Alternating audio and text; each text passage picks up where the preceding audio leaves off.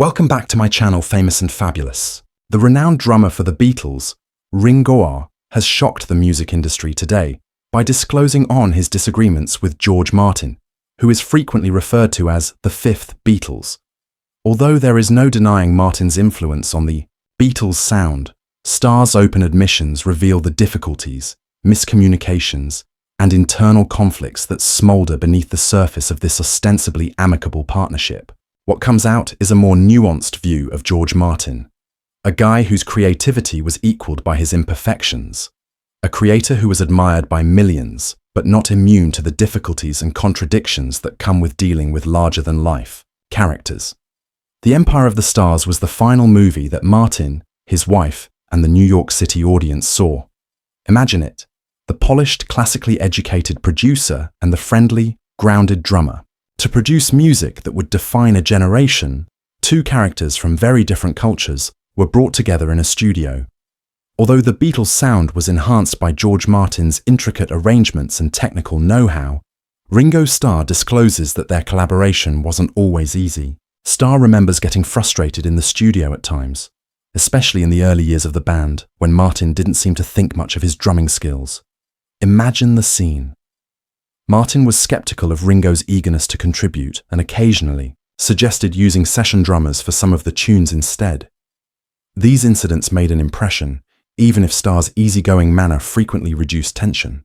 Luminese claims that he held an underlying resentment during his tenure with the Beatles because Martin's concerns felt like a personal slight to a young musician attempting to establish his value.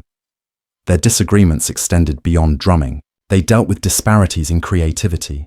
Martin, according to Starr, was a perfectionist who was prone to rejecting concepts that didn't fit his vision. For a band that was known for pushing limits, this often restrictive attitude caused conflict. Consider the arguments. Martin stressed on control and accuracy, while Starr pushed for a looser, more natural feel. Because of their divergent approaches, they frequently reached compromises that did not fully satisfy either side. The wider disputes between George Martin and the other Beatles members are further clarified by Ringo's disclosures. Martin had a tense relationship with the Beatles, despite his iconic contributions to songs like Sgt. Pepper's Lonely Hearts Club Beatles and Revolver. Starr remembers the conflict that frequently emerged between the Beatles' increasingly self-assured creative drive and Martin's more conventional style. The White Album's 1968 recording serves as one noteworthy example. The album's expansive experimental style sparked contentious discussions between the band and Martin, who found it difficult to bring order to what he perceived to be a disorganized endeavor. Imagine Martin painstakingly creating arrangements for the studio, only to have Lennon or McCartney rip them apart in search of something more unadulterated and genuine. According to the Star, these were some of the most heated sessions, with Martin's annoyance occasionally erupting into open hostility. Chapter 27. Sometimes, Starr's annoyance explodes into outright conflict. All of the band members disliked Martin's meticulousness, but Lennon in particular frequently chastised the producer for being overbearing. Starr describes times when the band would become frustrated due to Martin's insistence on doing many takes. It was a tricky balance for Starr. While acknowledging Martin's experience, they struggled with the sense that their creative spontaneity was being suppressed by disregarding Martin's work.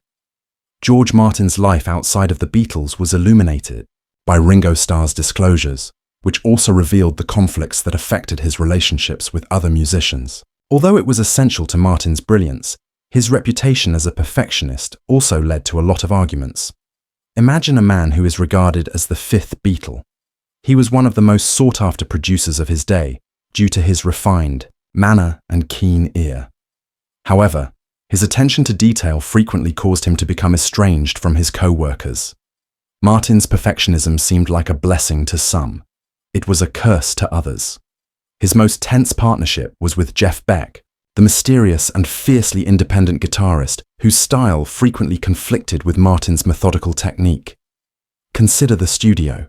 While Martin painstakingly tweaked every aspect, striving for a clarity and control that occasionally sapped the soul from the sound, Beck pursued the unadulterated spontaneity of his guitar riffs. Their imaginative tug-of-war was both thrilling and draining.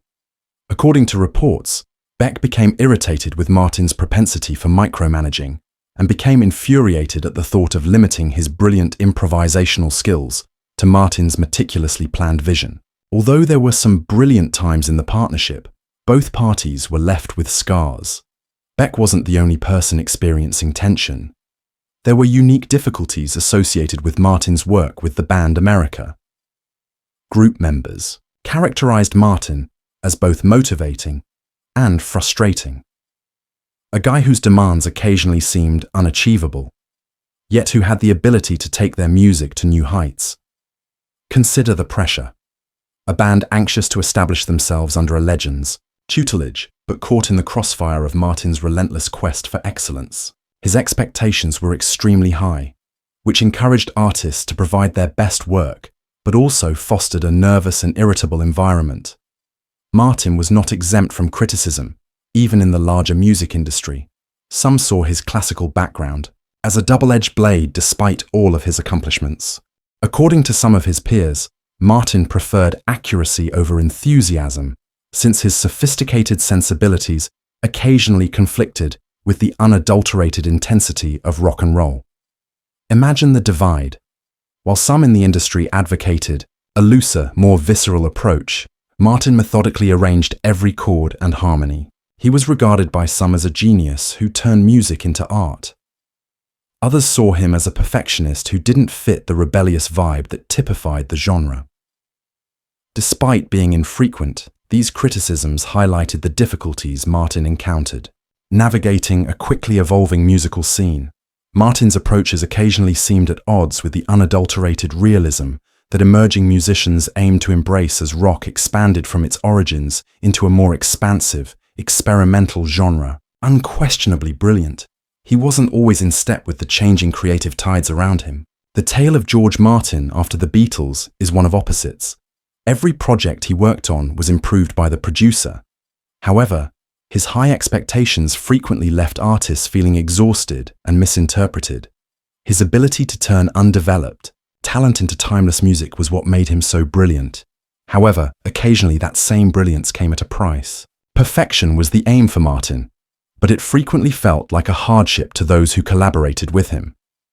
His disputes with co-workers exposed a guy whose towering legacy resulted from both his accomplishments and his setbacks.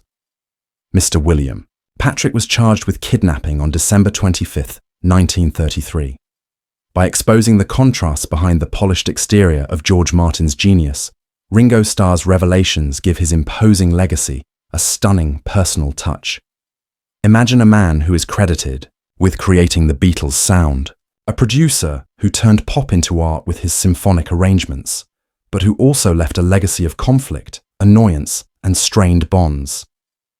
The fact that there existed a man who left a legacy of stress, annoyance, and broken relationships, however, intrigues and disturbs me greatly. Despite his brilliance, Martin had the same humanity as the band he led, sometimes a visionary partner, and other times a source of tension whose unrelenting quest for excellence tried the endurance of even the most gifted musicians. Martin's hallmark was his perfectionism, which was both his greatest asset and his most enduring weakness.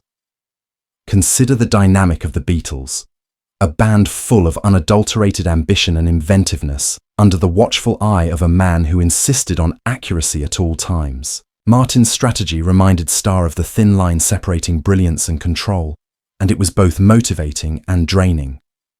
Songs like A Day in the Life became iconic due to Martin's insistence on many takes and perfect execution, but it also produced an environment where spontaneity occasionally seemed constrained. Martin's legacy is strengthened by Starr's account rather than diminished. A musician who could bring stunning harmonies out of chaos, yet occasionally found it difficult to strike a balance between his own vision and the band's changing identity, is the subject of this tale of contrasts. Consider how tense the studio must be. With each new song, Lennon, McCartney, Harrison, and Starr pushed the envelope, while Martin attempted to control their thoughts and preserve the framework they frequently aimed to break. These instances weren't mistakes. They served as the furnace where marvels were created. Martin's tale is even more complex when you go outside the Beatles. His outside band collaborations demonstrated both his versatility and the difficulties he has due to his perfectionism. Martin's genius and rigidity were frequently mentioned together by the artists that collaborated with him. The more free-spirited spirit of the post-Beatles music scene occasionally contrasted with his techniques, which were refined in the regimented setting of Abbey Road. His talent is enhanced rather than diminished by these difficulties, which reveal a man who was always adjusting to a world that was changing as fast as the music he contributed to. The legacy of George Martin extends beyond his achievements. It is evidence of the difficulties of teamwork and the price of brilliance. Despite his incalculable contributions to music history, he faced his fair share of personal and professional setbacks. Fans get a fresh perspective on the man behind the music as they re-listen to the classic albums he co-produced. Martin was far from a perfect genius. He was an opposing figure, a guy whose genius was as diverse as the art he influenced. Like his life, his legacy is a symphony of light and shade, serving as a reminder that even the most brilliant stars are molded by the hardships they face. 4.